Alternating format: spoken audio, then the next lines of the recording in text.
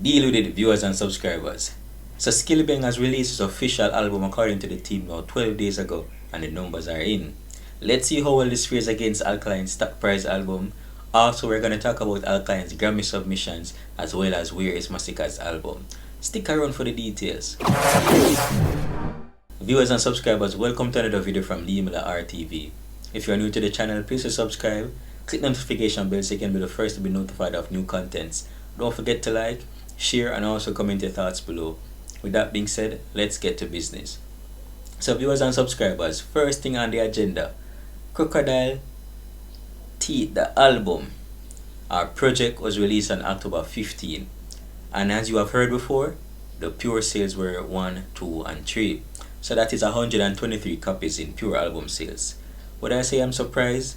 No, but I was kinda expecting a bit more, from being honest. I mean, the album was posted on Drake's Instagram, Spice posted it, Bobby Shmurda himself commented on Skillibeng's post, as well as Popcorn and several other artists. With the hype around Skillibeng and the record deals with Sony, etc. in the pipeline and stuff, I was expecting more album sales.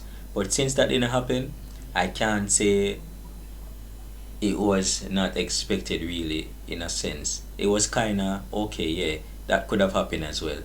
At the end of the day, the music Skillibeng is putting out is way below expectation as a fan of dancehall.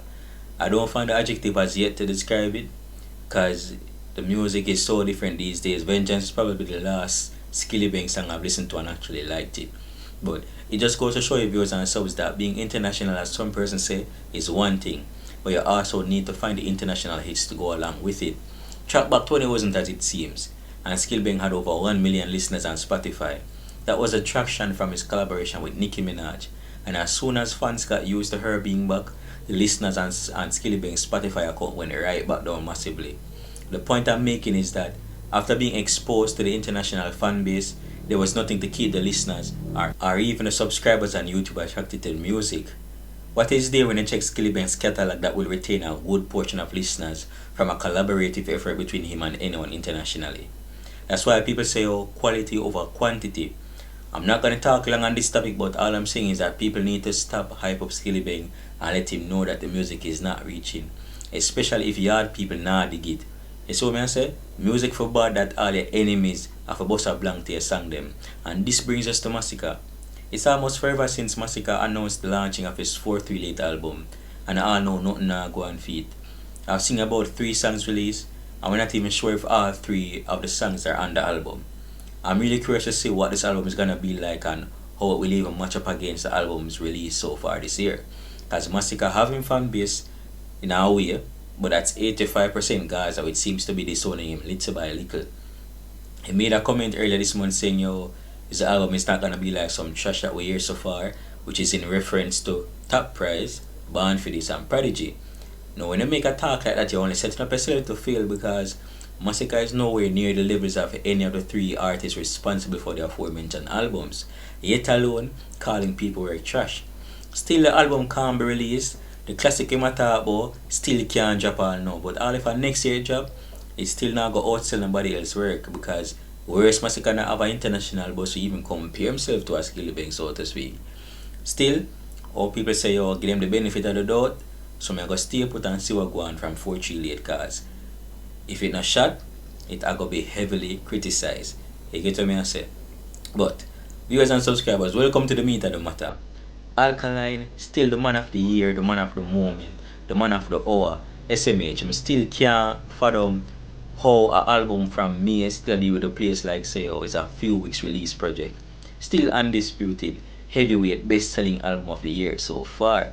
Still the best debuting album on the Billboard reggae charts at number 2, and on its way to becoming a Grammy nominated album.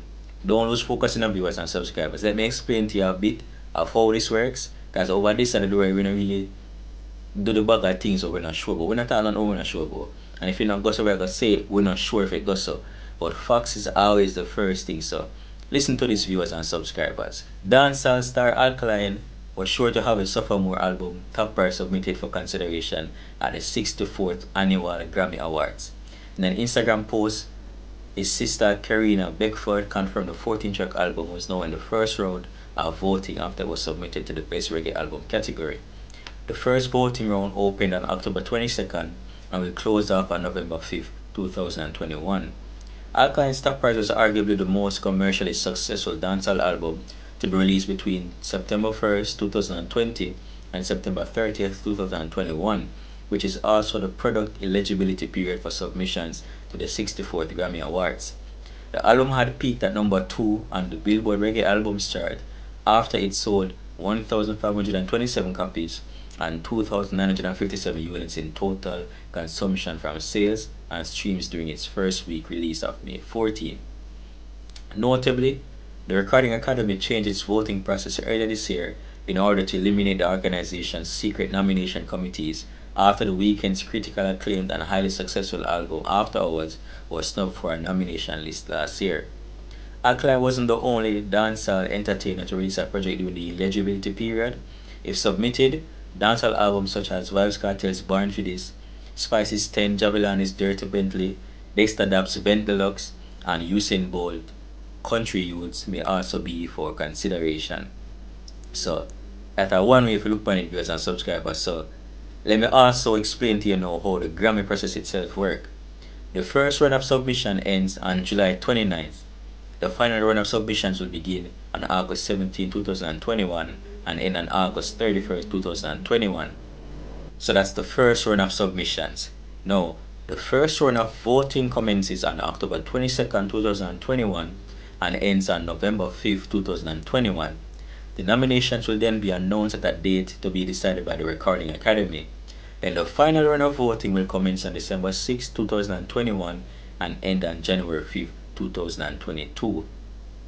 The first and most obvious step in the Grammys process is the submission stage, then the screening, where experts in various fields receive each Grammy submission to make sure that it is eligible, meets the qualifications, and that it is placed in the proper category. Then the record is nominated by voting members in a first run ballot stage, making up to 5 selections in each category, then to the final voting round. In this round, an accounting firm tabulates the votes that leads to the big reveal of the results, which remains unknown until Grammy Awards presentation. So let's slow down a little bit and appreciate the work Alkaline and the team has been putting in. I'm also going to illuminate the fact that this is a big deal. Remember, Alkaline doing this on his own, people, just him and his team.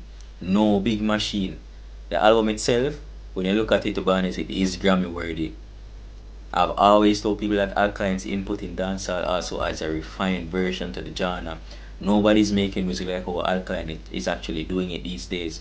And when you take a look at the big time skip from and the growth from New Level Unlock to Top Price album, both projects landed on the Billboard charts, and the man get to work again and send in the second album for Grammy consideration. Alkaline approach to the business is just in a way where you really have to shake your head and wonder. I still feel like how people actually realize Alkaline is a true prodigy and a musical genius of this era.